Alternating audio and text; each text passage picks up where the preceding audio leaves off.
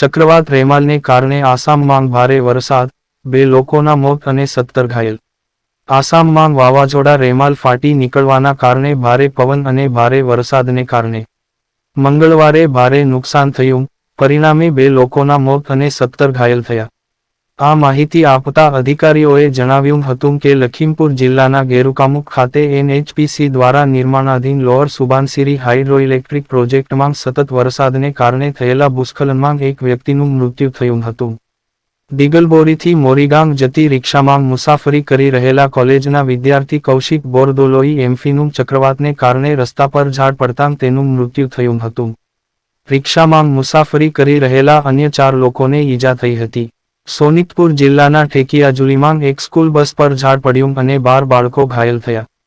તેને સ્થાનિક હોસ્પિટલમાં દાખલ કરવામાં આવ્યો છે।